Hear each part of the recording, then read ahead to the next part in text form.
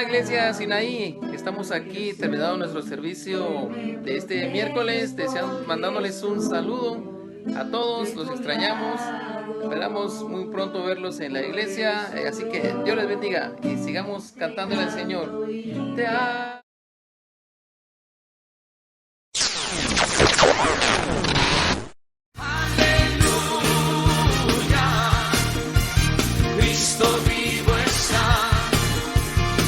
Sobre la muerte, al sepulcro él venció, vivirá por siempre, vivo está,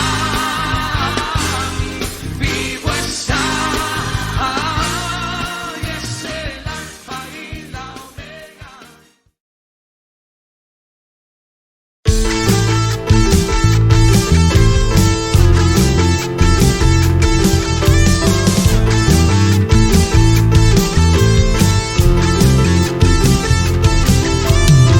Eres Señor vencedor, el invencible, eres campeón ganador en batallas, eres mi rey y mi Dios, que cuida a su pueblo. Eres Señor vencedor, el invencible, eres campeón ganador en batallas, eres mi rey y mi Dios, que cuida a su pueblo.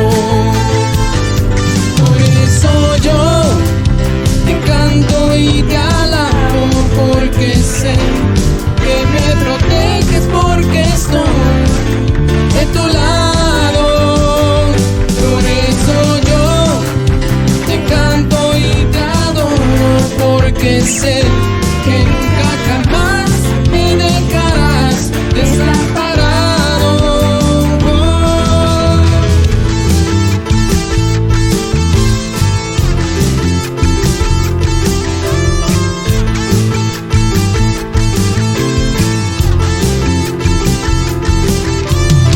Eres Señor vencedor, el invencible, eres campeón ganador en batallas, eres mi rey y mi Dios, que cuida a su pueblo. Eres Señor vencedor, el invencible, eres campeón ganador en batallas, eres mi rey y mi Dios, que cuida a su pueblo. Por eso yo te canto y te alabo, porque sé que me proteges, porque estoy de tu lado. Por eso yo te canto y te adoro, porque sé que nunca jamás me dejarás desamparado. Por eso yo te canto y te alabo, porque sé que me proteges, porque estoy de tu lado. Por eso yo te canto y te adoro, porque sé que nunca jamás me dejarás desamparado.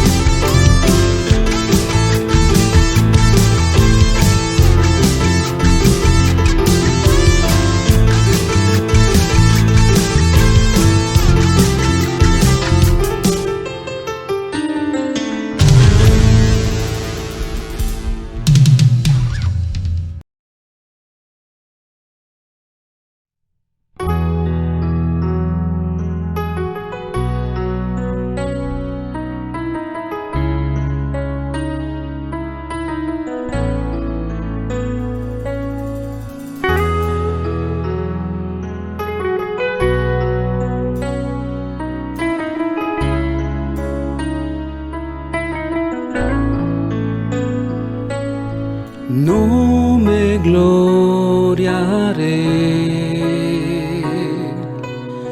de nada que haya en mí. ¿Qué sería yo si no fuera por ti?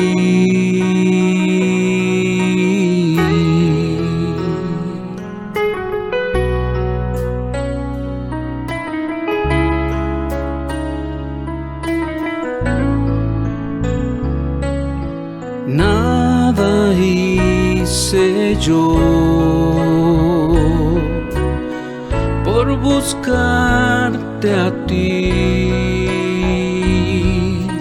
Grande es, Señor, tu amor por mí. Por tu gracia soy lo que soy, solo por tu bondad y tu poder en mi debilidad.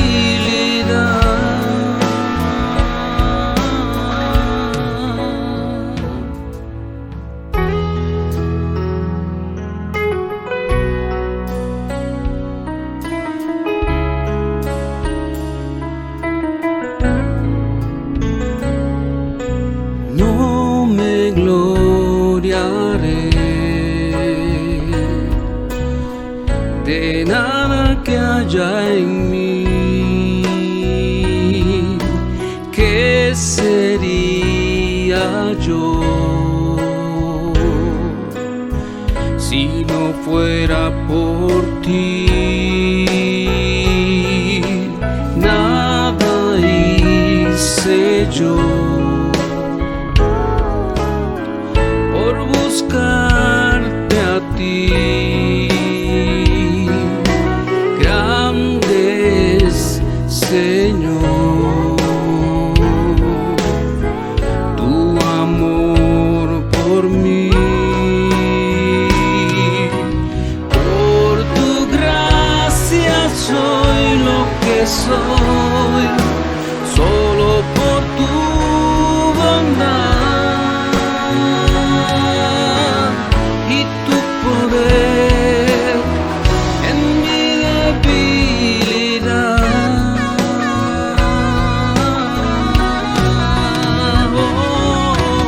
Por tu gracia soy lo que soy, solo por tu bondad. Fue tu poder en mi debilidad.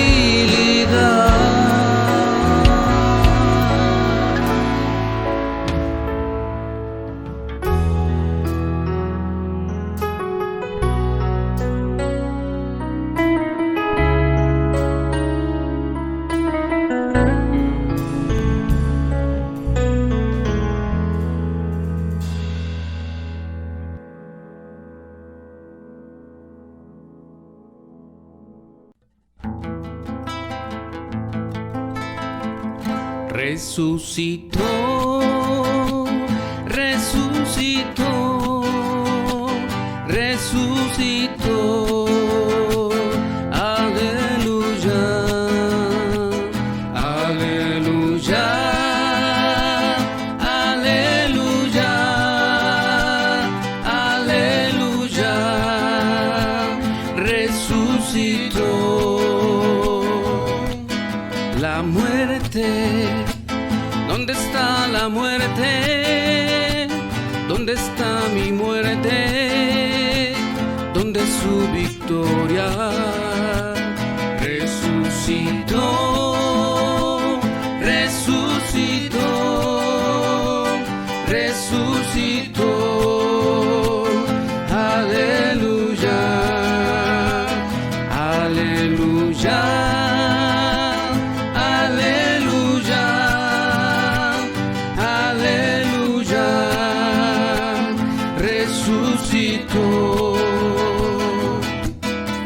Gracias sean dadas al Padre que nos pasó a su reino, donde se vive de amor.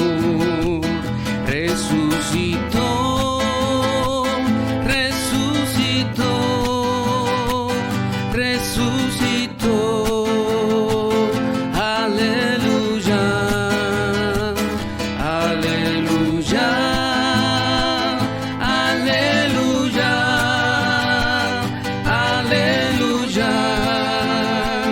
Resucitó,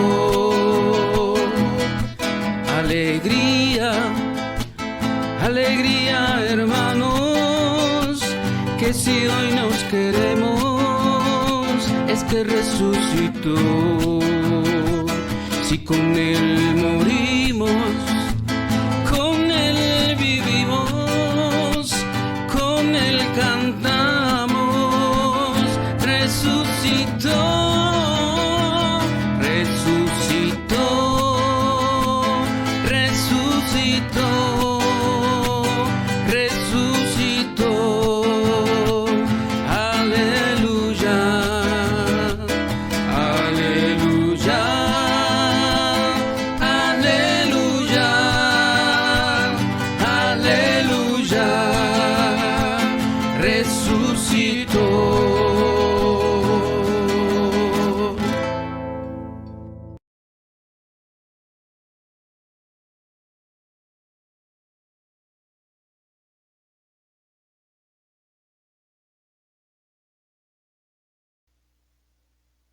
Dios le bendiga, hermano. Estamos en este domingo de resurrección, un poco diferente a otros, una Semana Santa muy particular, una Semana Santa en el hogar, como era el logotipo o el eslogan de un canal cristiano, Semana Santa en el hogar. Yo sé, hermano, que no se sintió mucho sabor a Semana Santa porque no hubo piscina, no hubo viaje, no hubo las comidas tradicionales. Y sin embargo, hermano, no podemos dejar pasar este día tan importante.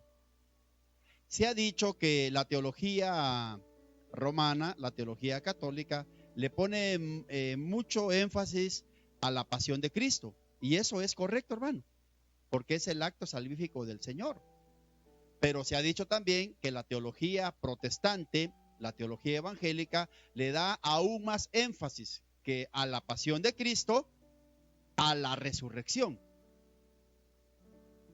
Porque si solo hubiera habido muerte, pasión y muerte de Cristo y no hubiera habido resurrección, dice el apóstol Pablo, vana sería entonces nuestra fe y no tendríamos esperanza, hermano. Así que saludos, hermano, ánimo, estamos en el Señor. Tenemos todavía un buen índice en Guatemala de pocos infectados en relación a los otros países. Sigamos teniendo las medidas higiénicas necesarias, por favor. Seamos un ejemplo, un modelo de obediencia, hermano. Lo que se diga en la tele, presidente, por favor, tratemos de cumplirlo, ¿oyó? Así nos cuidamos nosotros, cuidamos a nuestra familia y cuidamos a nuestro prójimo, hermano, sea quien sea. En esta mañana de resurrección, les invito a que leamos en el Evangelio de Lucas, capítulo 24. Por favor, hermano, puede tomar su Biblia y leemos el Evangelio de Lucas.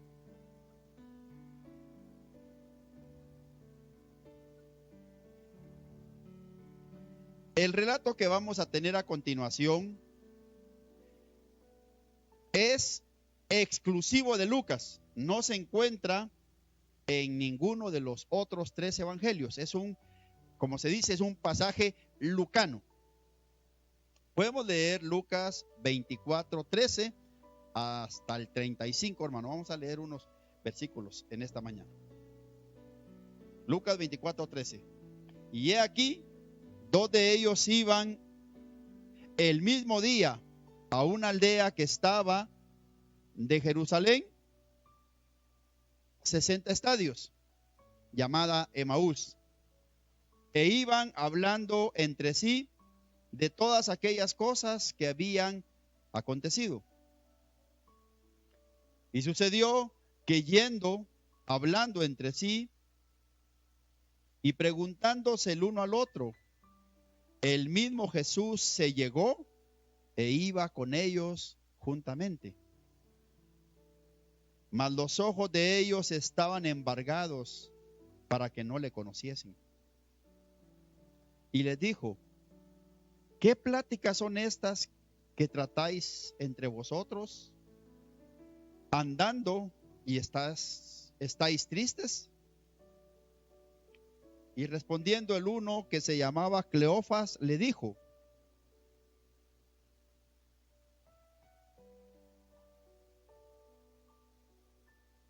tú solo peregrino eres en Jerusalén y no has sabido las cosas que en ella han acontecido en estos días. 19. Entonces él les dijo, ¿qué cosas?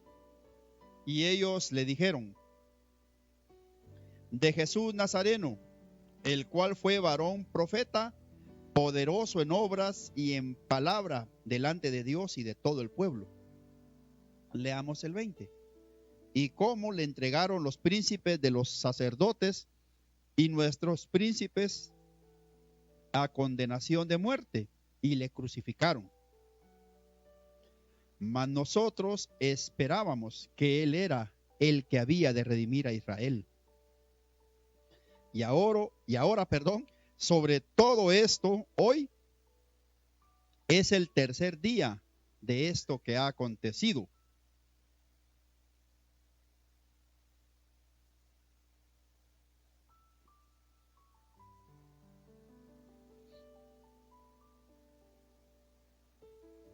(22) Aunque también unas mujeres de los nuestros nos han espantado, las cuales antes del día fueron al sepulcro y no hallaron su cuerpo, y vinieron diciendo que también habían visto visión de ángeles, los cuales les dijeron que él vive. Y fueron algunos de los nuestros al sepulcro y hallaron así como las mujeres habían dicho, mas a él no le vieron. Entonces él les dijo, oh insensatos y tardos de corazón para creer todo lo que los profetas han dicho. 26. ¿No era necesario que el Cristo padeciera estas cosas y que entrara en su gloria? Y comenzando desde Moisés y de todos los profetas, les declaraba en todas las escrituras lo que de él decían. Y llegaron a la aldea a donde iban, y él hizo como que iba más lejos. Mas ellos le detuvieron por fuerza, diciendo, quédate con nosotros porque se hace tarde y el día ya ha declinado. Entró pues a estarse con ellos. El versículo 30. Aconteció que estando sentado con ellos a la mesa, tomando el pan, bendijo y partió y les dio. Entonces fueron abiertos los ojos de ellos y le conocieron, mas él desapareció de los ojos de ellos. 32. Y decían el uno al otro, ¿no ardía nuestro corazón en nosotros mientras nos hablaba en el camino y cuando nos abría las escrituras? Y levantándose en aquella misma hora, retornaron a Jerusalén y hallaron a los 11 reunidos y a los que estaban con ellos, que decían, ha resucitado el Señor verdaderamente y ha aparecido a Simón. El último versículo. Entonces ellos contaban las cosas que les habían acontecido en el camino y cómo habían sido conocido de ellos al partir el pan. Bueno, hermano, esta es la cita de la mañana. Vamos a entrar entonces al comentario del pasaje.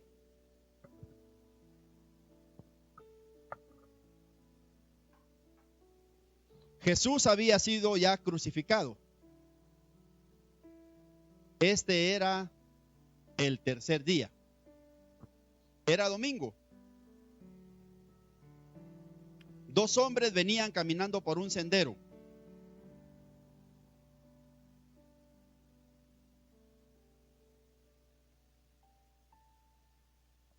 Poco quedaba por hacer en aquella gran ciudad donde se vieron defraudados porque su líder había perecido. Ellos tal vez eran de los primeros discípulos que habían emprendido la retirada. Iban de regreso a su pueblo de Galilea. Era primavera en Israel, pero ellos no escuchaban el canto de las aves. Ellos venían de regreso de un entierro. Lo más seguro es que estos dos caminantes de los que habla el texto venían o regresaban a su hogar desde Jerusalén hasta la aldea de Emaús. Emaús significa fuentes calientes. Tal vez había por ahí algún balneario con aguas azufradas o algo así, y de ahí le quedó el nombre. Lo interesante, hermano, es que habían varios lugares que en los días de la Biblia se llamaban Emaús. Por lo menos 3. Es tan así que hoy no se sabe el lugar exacto donde estaba esta aldea de la que habla el relato bíblico. Pero la tradición nos dice que se trata de la Emaús que queda a 11 kilómetros de Jerusalén. Póngale mucha atención a ese dato, ¿yo? La Emaús que queda a 11 kilómetros de Jerusalén. ¿Sabe por qué? En el versículo 13, por favor, lea conmigo. Dice, estaba Emaús a 60 estadios de Jerusalén. Esa era la distancia entre Jerusalén y Emaús. 60 estadios. Y uno dice, ¿pero qué será eso de estadio? ¿Sabe lo que pasa, hermano? Que el estadio era una unidad de longitud griega. Y se llamaba estadio porque tenía como patrón el largo del estadio de Olimpia, el estadio griego de Olimpia. Este estadio tenía 175 metros. Así que si usted multiplica los 60 estadios, que son 60 por 175 metros que tiene el estadio, le van a dar 1,025 metros, lo que equivale a 11 kilómetros, o entre 10 y 11 kilómetros. Por eso es que podemos tener cierta seguridad de que Jerusalén y Emaús estaban separados por una distancia de 11 kilómetros. Así que seguimos. El versículo 13, en el relato inicial dice, y sucedió el mismo día. Pero uno se pregunta, ¿el mismo día? ¿Qué? ¿Cuál mismo día? El primer día de la semana, el día de la resurrección. Para entender cuál es el mismo día, tenemos que retroceder un poquito. Y vamos a encontrar que en los primeros 12 versículos de ese capítulo está el relato de la resurrección. Como quien dice, ese mismo día del que habla el versículo 13 es ese mismo día que Jesús resucitó.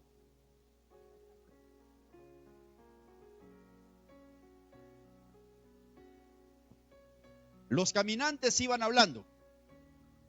Hermano, en este relato aparecen 3 personajes. En primer lugar vamos a ver a los caminantes, que eran 2, y después a un tercer caminante que se une a ellos, ¿oyó? Así que tenga listo eso en su mente. 2 caminantes y un tercer caminante que se les une. Vamos al versículo 14. E iban hablando entre sí de todas aquellas cosas que habían acontecido. ¿De qué cosas? Hermano, estaban hablando de lo que pasó esa semana. El juicio en la casa de Caifás, la llevada ante Herodes, 2 audiencias ante Pilato, la crucifixión, bueno, primero lo latigaron, la crucifixión, y ciertos rumores sobre que Jesús estaba vivo. De eso es que iban hablando, ¿yo? Y mientras hablaban, vamos al versículo 15 ahora. En ese mismo momento, leemos el 15, sucedió que mientras hablaban y discutían entre sí, Jesús mismo se acercó y caminaba con ellos. Aquí es donde aparece el tercer caminante. Jesús mismo se acerca y camina con ellos. Jesús venía de atrás, como quien dice, venía de Jerusalén hacia Galilea, hacia Emaús, y los alcanzó. Mire, hermano, si fuera en la cultura guatemalteca, sería extraño que una persona que va caminando en la calle se nos una y comience a hablar con nosotros. Eso sería mal visto aquí, nos causaría desconfianza. Pero en los días del Nuevo Testamento no era raro que un desconocido, también judío, se uniera a una compañía para caminar cierta distancia. Más bien era normal, especialmente en los días de la Pascua. Venían personas de todas partes del Imperio Romano hacia Jerusalén y era común que la gente caminara y que se hicieran pequeñas caravanas en el camino. Lo hacían por cuestiones de seguridad y también por cuestiones de compañía. Así que cuando Jesús se les acerca en el camino y empieza a hablar con ellos, ellos no sintieron raro. No van a decir, ay, se espantaron. Era normal.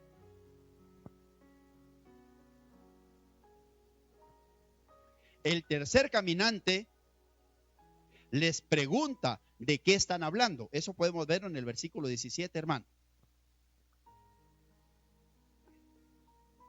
Jesús, el tercer caminante, pretende no saber nada del tema. Aunque el maestro no necesitaba que le dijeran el tema de la conversación que llevaban. Jesús sabía de qué estaban hablando, pero usó esta estrategia para tomar parte de la conversación de ellos, como quien dice, para darles plática. La pregunta sería, hermano, ¿cuánto tiempo hacía que Jesús venía escuchando las pláticas de ellos? Bueno, en ese momento se metió en la plática. Los venía escuchando, saber desde dónde, hermano. Por cierto, ay, hermano, qué pena el saber que Jesús escucha todas nuestras conversaciones, fíjese. Él sabe cómo nos hemos expresado, por ejemplo, en esta crisis. ¿Ha escuchado comentarios como estos en estos días, hermano? O como este. La gente dice, saber en qué vamos a parar con este virus. A ver si va a haber algo para comer. Y alguien por ahí dijo, nos vamos a terminar comiendo unos a otros.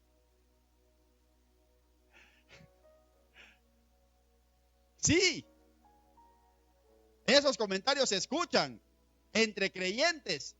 Y el tercer caminante, Jesús, nos está escuchando, hermano. Tenga cuidado, hermano. Jesús escucha todo lo que decimos. El versículo 16 dice que no lo reconocieron porque sus ojos estaban velados. ¿Por qué estos discípulos no reconocieron que era Jesús? Bueno, recordemos, hermano, que no eran ninguno de los 12, ¿oyó? Los apóstoles estaban en Jerusalén, los 11. Estos eran 2 discípulos de Jesús. Jesús tenía 12 apóstoles y cientos de discípulos. Estos eran de los discípulos, ¿no? Pero ¿por qué no le reconocieron si se suponía que eran amigos de él? Se suponía que habían andado con él en campañas, en predicaciones, en sesiones de oración y demás, pero ahora no le reconocen. ¿Por qué? Bueno, veamos algunas razones. La primera, para empezar, hermano, porque ya era tarde y el sol iba descendiendo, de forma que tal vez esa media luz lo cegaba. Eso podría ser, podría haber sido una de las razones, hermano, ¿no? Pero, ¿qué tal la parte psicológica, el estado psicológico en que se encontraban estos discípulos? Cuando uno está pasando una situación muy difícil, como venir del cementerio y venir de enterrar a un familiar muy querido, es fácil que nuestra mente no coordine bien las ideas. A veces la gente no se recuerda de las personas que asistieron al funeral de su mamá, por ejemplo, de un hijo. Y eso que platicaron con estas personas. Pero después no se acuerdan de nada. porque su mente estaba perturbada. Tal vez esto incidió un poquito en que ellos no reconocieran a su maestro. Hermano, cuando estamos tristes y atormentados, no podemos ver bien lo que está pasando. Mucha gente en estos días está como fuera de sí, comprando cosas que tal vez ni necesita, gastándose dinero que después le va a hacer falta, automedicándose cosas raras. Algunos han perdido el sueño o les cuesta quedarse dormidos pensando en muchas cosas. Hermano, a algunos hasta se les olvida que son creyentes. Sienten que es el fin. Es normal, hermano, no es bueno, pero es normal. Porque muchas personas han entrado en un estado de crisis psicológica.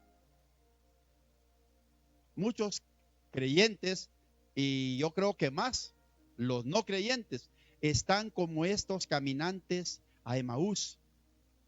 Que Dios está con ellos, que Dios está cerca de ellos, pero no lo reconocen porque están demasiado preocupados para verlo, porque están demasiado tristes para darse cuenta que el maestro nunca ha dejado de caminar a su lado. Y en tercer lugar, y tal vez la más importante, no le reconocieron porque Dios no permitía que le reconocieran todavía. Había un plan. Es decir, parece que había algo sobre los ojos de ellos, de los dos caminantes, que no le permitían reconocerle. Veamos cómo lo expresan algunas versiones de la Biblia. Por ejemplo, este versículo 16 leído en la versión Dios habla hoy. Pero aunque lo veían, algo les impedía darse cuenta de quién era. Dios habla hoy.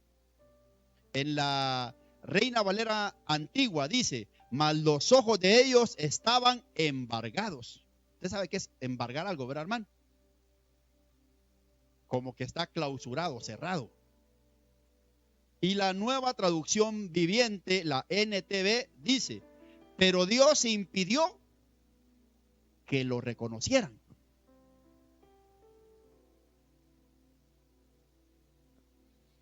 Lucas usa el verbo crateo.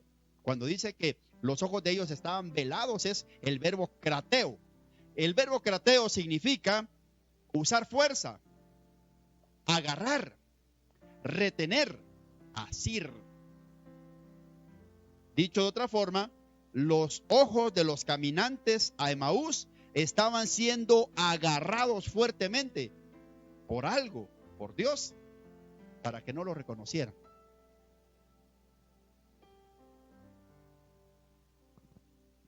¿De qué iban discutiendo estos dos caminantes a Emaús? Parece que iban discutiendo sobre la probabilidad de la resurrección de Jesús. Ellos querían que fuera cierto, pero simplemente no sabían qué creer. Hermano, Dios sabe que como humanos a veces nos es difícil creer. Él lo sabe. Y por eso se acerca a nosotros, igual que se acercó a los caminantes de Emaús, para infundirnos la fe que necesitamos. Usted y yo, como creyentes en medio de esta crisis, hermano, tal vez por momentos se siente uno triste, preocupado, ¿verdad? Pensativo. Nos parecemos, ¿verdad, hermano?, a los caminantes de Emaús. El que quiere creer, pero no tiene la fuerza para hacerlo. El versículo 17. En este versículo Jesús aparenta ignorar el tema de conversación de los caminantes. Leamos el 17. Y les dijo: ¿qué pláticas son estas que tenéis entre vosotros mientras camináis? ¿Y por qué estáis tristes? Qué bonito, hermano. El Señor está pendiente de nuestro estado de ánimo. Él sabe cuando estamos tristes, ¿o yo? Recuerdo un coro, una alabanza de hace años que decía: solo tú eres mi amigo, Solo tú entiendes cuando estoy herido. La mamá sabe cuando el niño está triste. ¿Qué tenés, mi hijo? ¿Qué tenés, mamita? El Señor sabe cómo está nuestro estado de ánimo. Hay cierta depresión en el ambiente, hermano. ¿Oyó? Aunque haya música alegre, hermano, hay depresión en el ambiente, ¿oyó? El Señor sabe su estado de ánimo, hermano. Y como él dijo que no sabía nada del tema del que estaban conversando, entonces ellos, los caminantes, le hacen esta observación. Le dicen: ¿eres el único forastero que no sabe lo que pasó? Esto es en el versículo 18, hermano. Ahora llaman a Jesús forastero. Hermano, forastero no es un insulto. Yo soy feo, ¿verdad? Pero no es, hermano, no es algo malo. Forastero significa extranjero, foráneo, nuevo. En la versión moderna dice: ¿eres tú solamente un recién llegado? Hermano, el sentido de esta oración, cuando le dijeron: ¿eres tú el único extranjero que no sabe lo que pasó estos días? El sentido de la oración es: ¿has estado tú morando solo? Fíjese, ese es el sentido. Como quien dice: ¿no te has comunicado con nadie? ¿Has estado encerrado que no sabes lo que pasa allá afuera? Como le dicen a uno los amigos, va, hay que salir más seguido, hombre. Hermanos, como si alguien en estos tiempos no supiera lo que es el coronavirus y todas esas noticias, ¿verdad? Así se admiraron ellos de que Jesús dijera: ¿pero de qué están hablando? ¿De qué Jesús? ¿De qué muerte? ¿De qué resurrección están hablando? Así que ellos les dicen ese comentario, hermano, ¿yo? Bueno, y sigue la plática.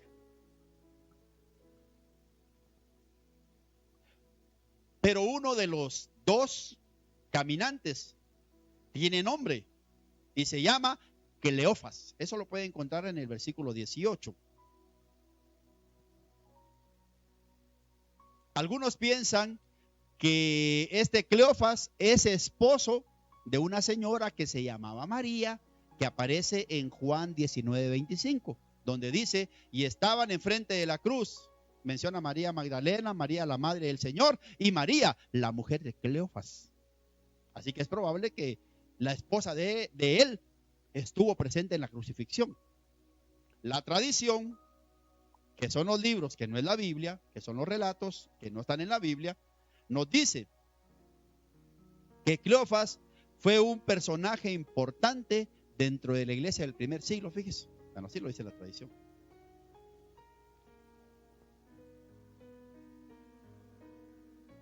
Retrocedamos al 18. ¿Eres tú el único forastero que no sabe lo que ha pasado en Jerusalén en estos días? 19. Jesús les dice: ¿qué cosas? Hermano, otra vez, él sabía perfectamente de qué estaban hablando, pero les estaba dando la oportunidad de que le abrieran su corazón.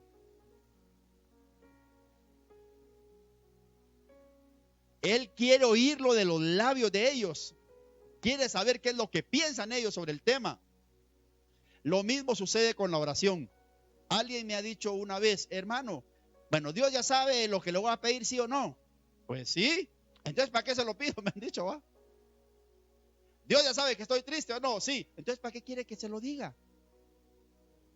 Hermano, el Señor nos dejó el recurso de la oración, porque a pesar que Él sabe todo de nosotros, Él quiere que nos comuniquemos, que platiquemos, que le digamos cómo está nuestro interior, porque Él se preocupa por nosotros. Y ellos al fin le dicen: de Jesús Nazareno, un profeta poderoso en obras y palabra. Bueno, reconocen a Jesús como profeta, como un profeta de esos que hubo en el Antiguo Testamento. Mire, hermano, pongamos las cosas en claro. Ellos no creían que Jesús era un profeta falso. Solo creían que Jesús era un profeta fracasado.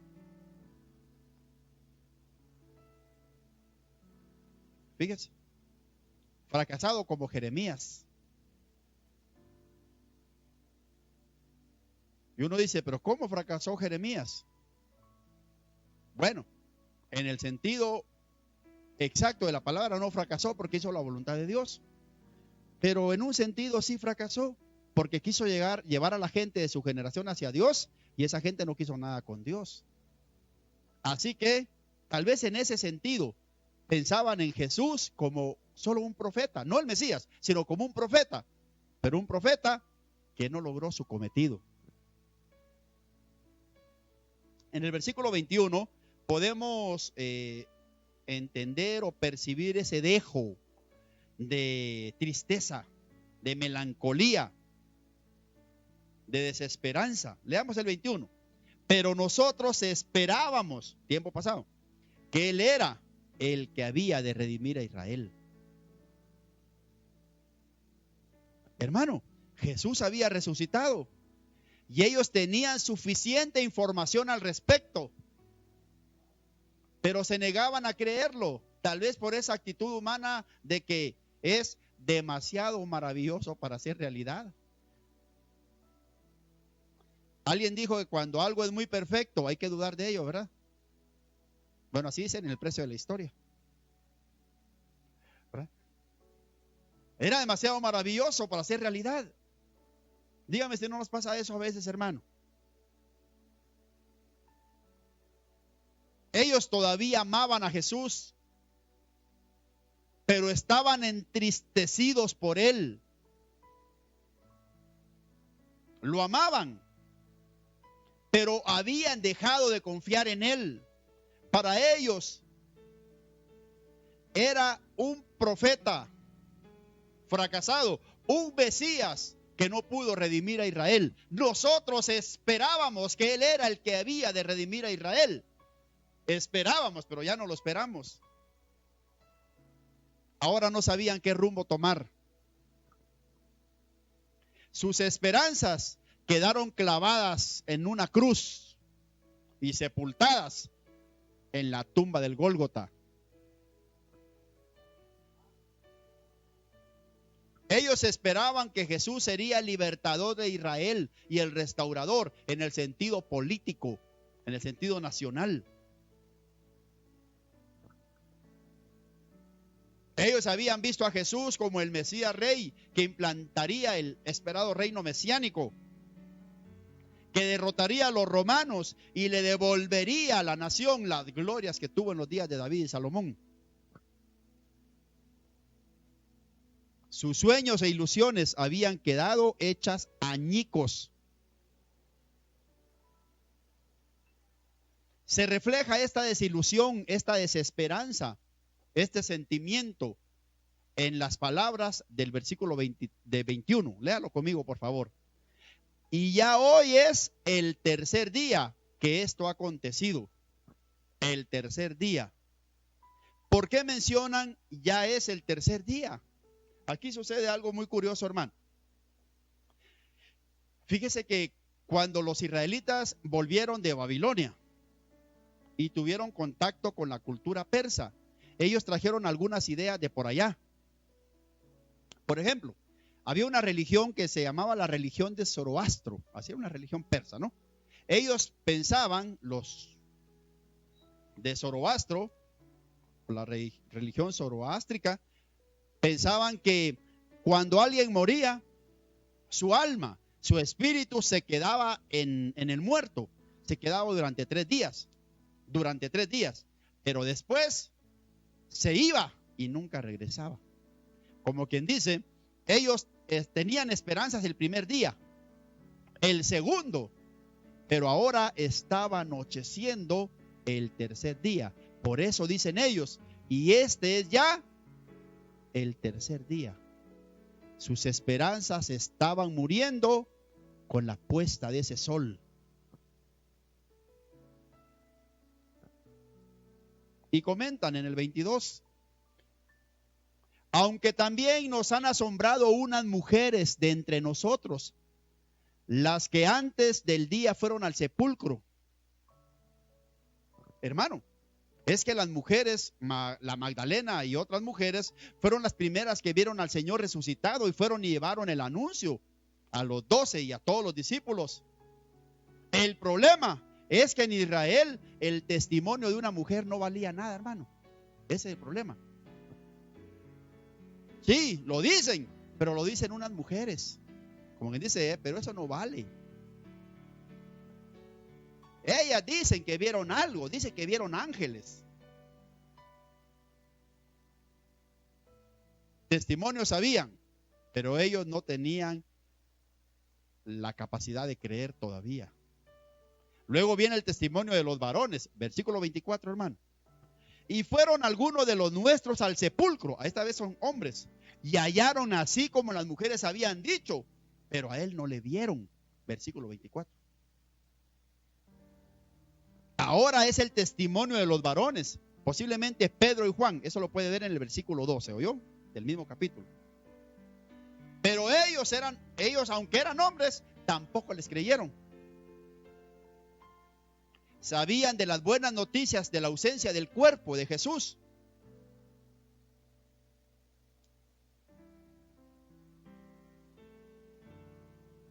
Pero la única forma en la que ellos iban a creer en estas cosas es que ellos mismos lo vieran. Otros les dijeron, pero no era suficiente. Por eso Jesús les tiene que decir en el versículo 25, oh insensatos y tardos de corazón para creer. Esta palabra insensatos es la palabra griega anoetos.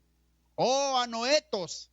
Anoetos significa ininteligente, no inteligente. ¿Sí? Algunos lo toman como algo ofensivo. Que le digan a usted, hermano, usted es no inteligente. Usted es ininteligente. Eso significa anoetos. Jesús les dijo, oh anoetos. Pero luego les aclaró por qué eran anoetos. Porque les dijo, tardos de corazón para creer. Eran anoetos, eran ininteligentes en el sentido de que eran lentos para creer. Estaban cerrados de la mente, estaban tupidos de la cabeza. Hermano, lo mismo que nosotros. Nos cuesta creer en lo que Dios dice. Lo bueno es que Él sabe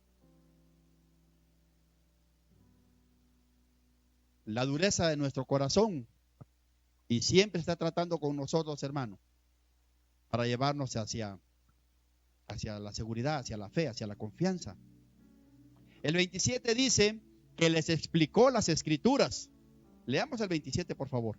Y comenzando desde Moisés y siguiendo por todos los profetas, les declaraba en todas las escrituras lo que de él decían. Jesús utiliza las escrituras para enseñarles, para explicarles lo que había pasado esa semana. Les explicó que aquí estaba la entrada a Jerusalén en Zacarías 9:9, que estaba la traición de Judas en el Salmo 55, que estaba la humillación y muerte de Jesús en Isaías 53, que todo lo que pasó en esta semana, que en el Salmo 110 decía, no permitirás que tu santo vea corrupción, que todo estaba metido dentro de un plan perfecto, dentro de un plan eterno. Todo estaba ahí en el libro.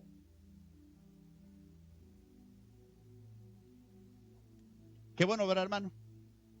¿Cómo trató Jesús la falta de fe de ellos? ¿Cómo trató Jesús esa falta de entendimiento? La trató explicándole las escrituras. Si le falta fe, hermano, en estos días, si le falta esa brújula que lo dirija, aquí está, hermano, las escrituras. Lea la Biblia estos días, hermano, que tiene tiempo. ¿Oyó? Está bien ver Netflix un ratito, hermano. ¿Oyó? Está bonito ver YouTube. Lea la Biblia, hermano. Ahí están las respuestas. para nuestras dudas. El 28. Leamos el 28, hermano. Llegaron a la aldea a donde iban. De Jerusalén, recuerda, se va 11 kilómetros. El tercer caminante se les pega a medio camino. Llegaron a la aldea donde iban y él, Jesús, el tercer caminante, hizo como que iba más lejos. Hermano, pero los discípulos quedaron tan encantados con la plática de Jesús que la jornada se les hizo corta. No me dejará mentir que cuando andamos con alguien que nos cae muy bien y con quien tenemos mucho de qué hablar, no sentimos el camino de aquí a Petén, hermano. Como dice el canto, contigo la jornada se hace corta.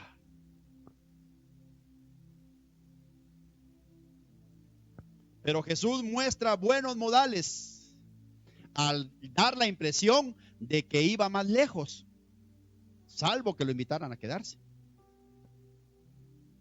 Si hubiera visto mal que Jesús dijera, ya es noche y no tengo dónde quedarme, ¿verdad? Para que le dijeran, quédese, hombre. Dios nunca entra a la fuerza en nuestra casa, hermano. ¿Oyó? Siempre espera una invitación. Él habría seguido de largo si ellos no lo invitan a quedarse, porque Él es un caballero. Pero Él no quería que se sintieran obligados, así como se recuerda, ¿verdad? De los que ofrendaban en los días de Malaquías, que daban por obligación. Jesús no quería que se sintieran obligados a tenerlo en su casa. Jesús no quería que obligados lo invitaran a comer el pan o a quedarse bajo su techo. Él esperó que de ellos saliera. Él esperó que fueran ellos los que lo invitaran. Como dice el canto del poeta y cantante español Marcos Vidal, queremos que estés aquí.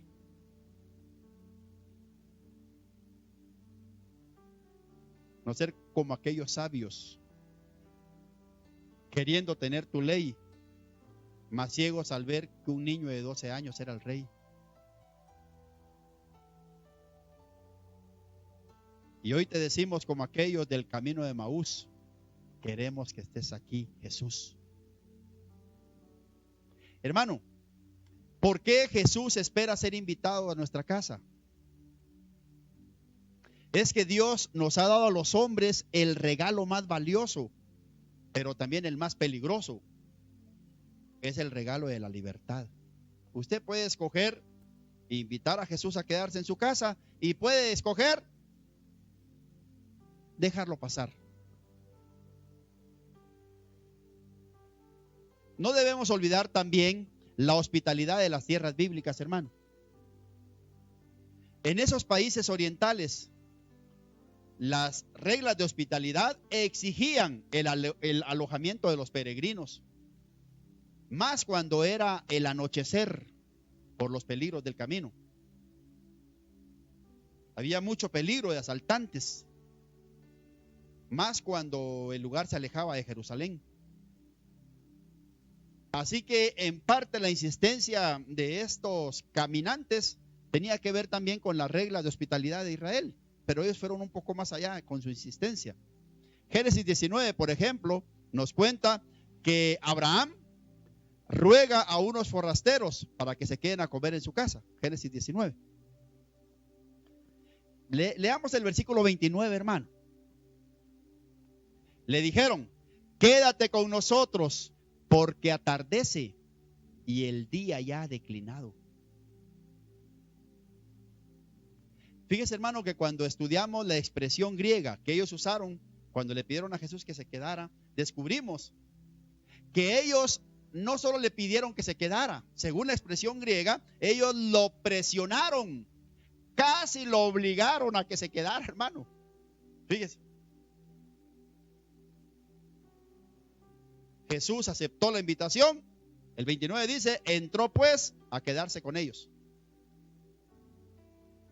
Otro detalle importante, Jesús nunca desecha una invitación cuando se hace de corazón, cuando se hace de verdad. Podemos suponer que estando adentro continuó la plática que traían en el camino.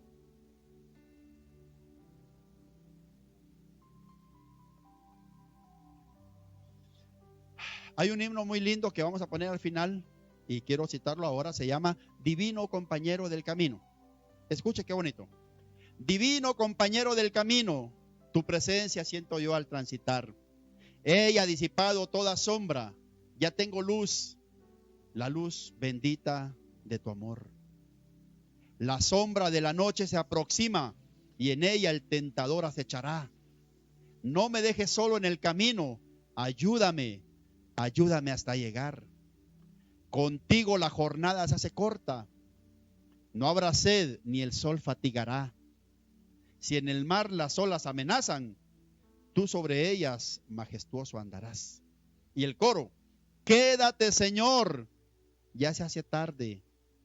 Te ofrezco el corazón para posar.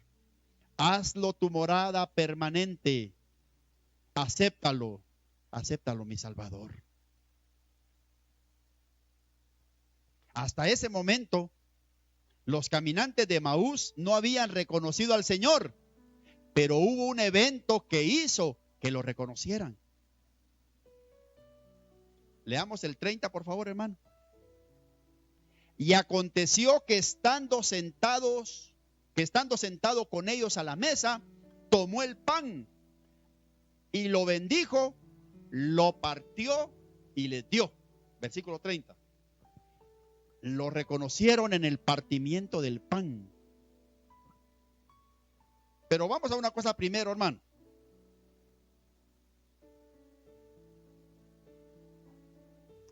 A estos discípulos tal vez les pareció un poco extraño que Jesús se tomara esa libertad de bendecir el pan, fíjese, porque según las costumbres judías, el que bendecía la mesa no era el invitado, era el anfitrión. Pero cuando vieron ellos, Jesús estaba bendiciendo la mesa, partiendo el pan, repartiendo. Tal vez dijeron, qué extraño este visitante. Pero lo que más les llamó la atención a estos caminantes, que ahora eran anfitriones, fue el lenguaje usado por Jesús para describir o para bendecir el pan. La forma en la que dio gracias a Dios, la forma en la que partió el pan, la forma en la que la repartió, inevitablemente hizo que los discípulos recordaran aquella vez cuando Jesús partió el pan entre 5,000 personas. Posiblemente ellos estuvieron presentes, solo posiblemente. Lucas 9:16. Y tomando los 5 panes y los 2 pescados, levantando los ojos al cielo, los bendijo y los partió y dio a sus discípulos para que lo pusieran delante de la gente. Posiblemente ellos ya habían visto cómo Jesús bendecía los alimentos, cómo partía y cómo daba. Y luego hay otro pasaje de Lucas 22, siempre en Lucas 22:19, en la última cena. Leamos. Y tomó el pan y dio gracias y lo partió y les dio, diciendo: esto es mi cuerpo que por vosotros es dado, haced esto en memoria de mí. Fue sin duda la manera peculiar de hacer la bendición por el pan y la forma de partirlo y de repartirlo lo que abrió los ojos de los discípulos. Algo en sus gestos reveló su identidad. Y es que, hermano, cada persona tiene su forma de orar, ¿verdad? Tiene su forma de orar, de comer. Son peculiaridades muy propias. Así descubrieron que era Jesús, porque así lo hacía Él cuando estaba con ellos.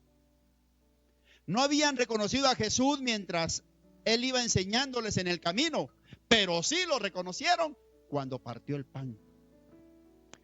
Leamos el 31 ahora. Entonces les fueron abiertos los ojos y le reconocieron, mas Él se desapareció de su vista. fueron abiertos sus ojos.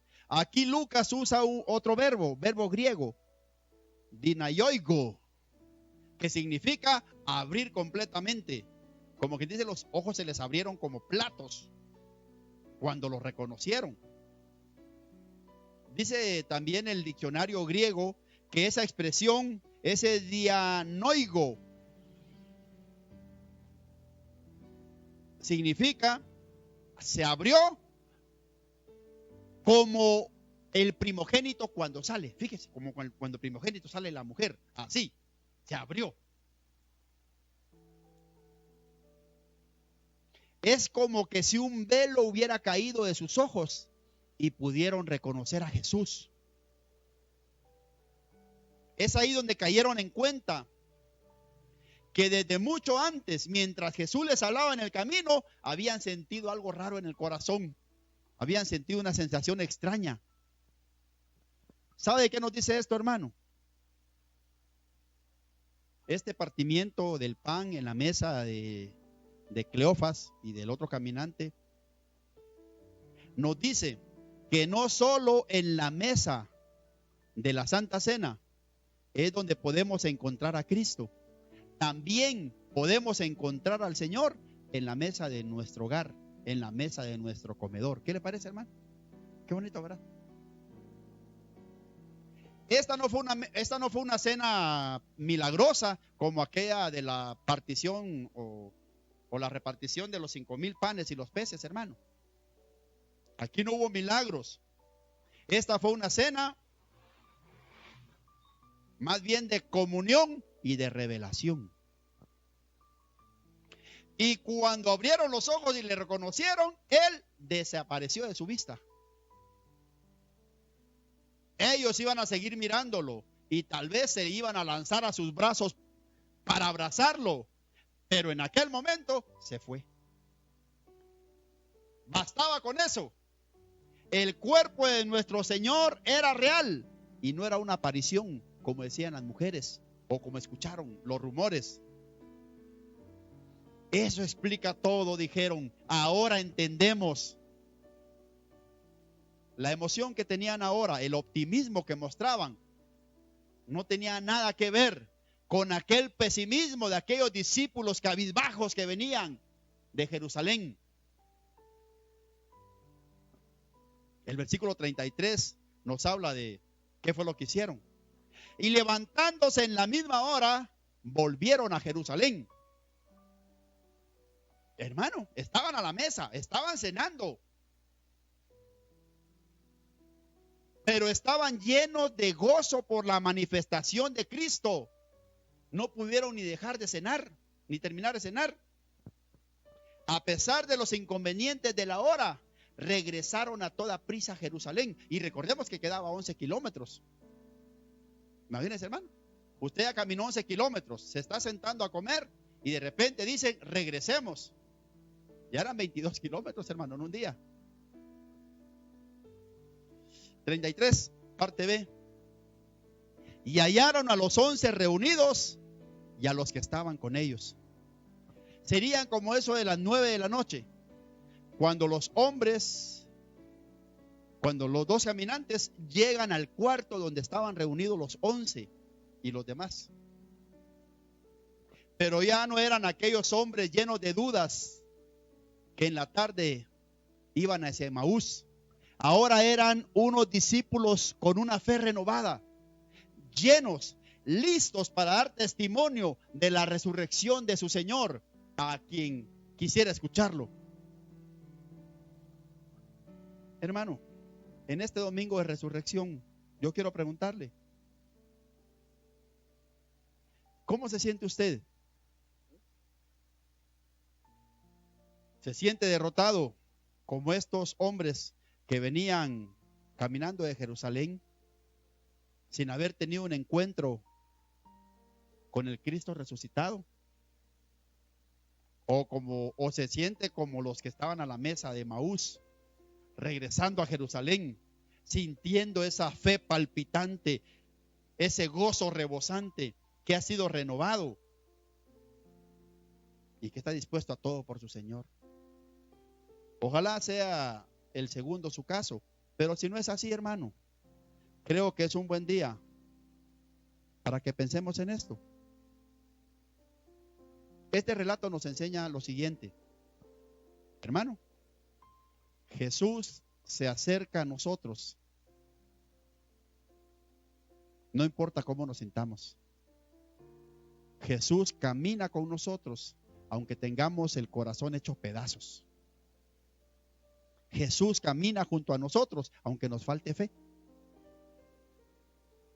Jesús está dispuesto a enseñarnos su camino, su voluntad, su amor y su ayuda, aun cuando nosotros dudemos de Él. El relato de los caminantes hacia Emaús nos enseña la realidad humana. Tal vez es muy atinado para lo que estamos viviendo en estos días, hermano. No fue una Semana Santa, no es una Semana Santa con gritos, con alegría, con colores, con comidas exóticas. Tal vez fue una Semana Santa de caminar solos. Tal vez fue una Semana Santa de meditar, de hacernos preguntas, de cuestionarnos, de revisar nuestra fe. Ahora más que nunca, el tercer caminante de Emaús se acerca a nosotros y quiere platicar de eso que usted siente, de ese temor que usted tiene en el corazón, de esas dudas que presenta. Cleofas y su otro amigo fueron sinceros, le abrieron su corazón, le hablaron de sus frustraciones, le hablaron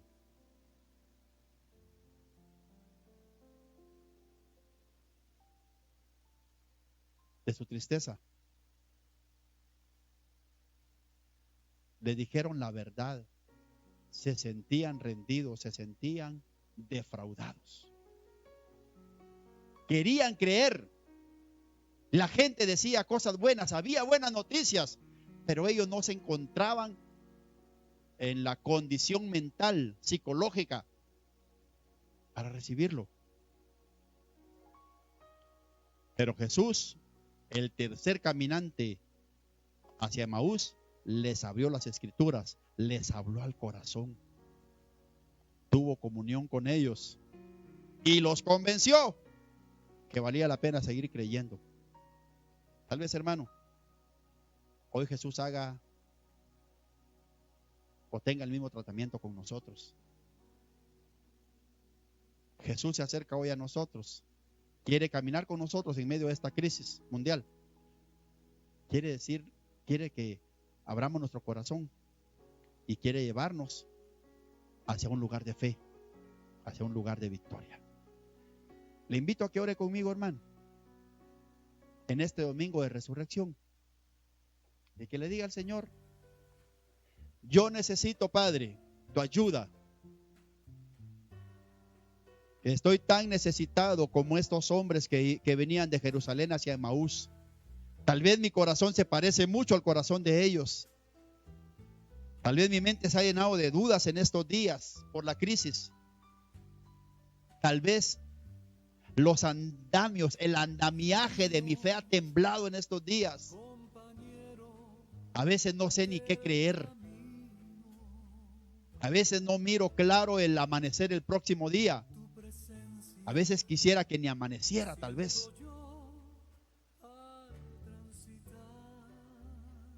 Pero hoy, Señor, entiendo que tú quieres tratar conmigo, pero que quieres que también yo te pida que entres a mí.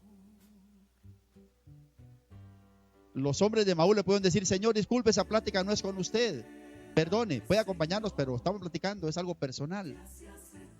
Pero ellos quisieron platicar con Jesús, lo invitaron a quedarse en su casa. Tal vez eso es lo que nos hace falta a nosotros, hermano.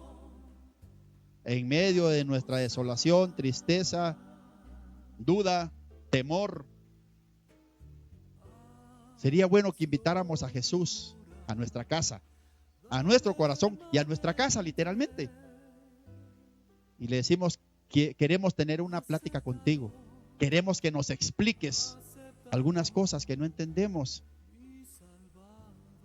Y decir como los caminantes de Emaús, queremos que estés aquí.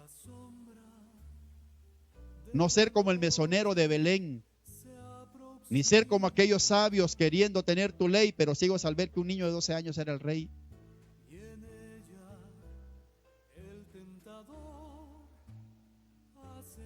Quédate, Señor, que se hace tarde. En el mundo hay un anochecer. Hay desesperanza en este mundo, en este momento. Las horas de la noche se aproximan. En ellas el tentador acechará. No me desampares, no me dejes solo en el camino. Ayúdame, mi Salvador.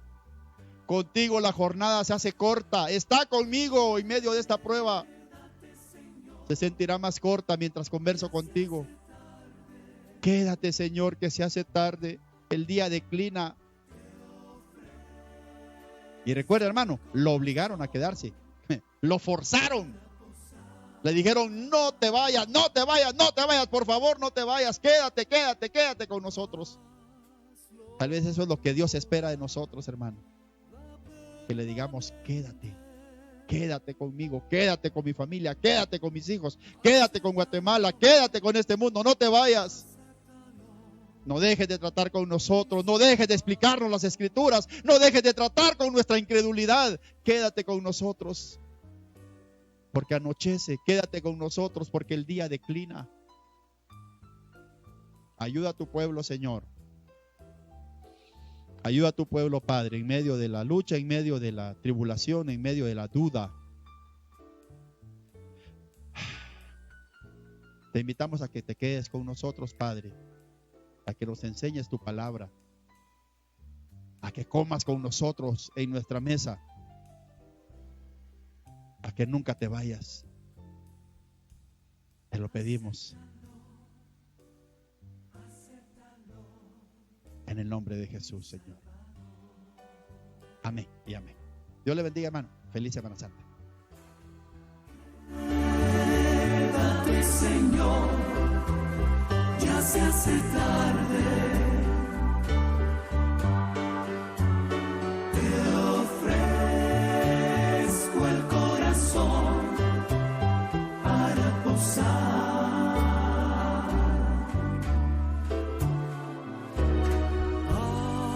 Hazlo tu morada permanente.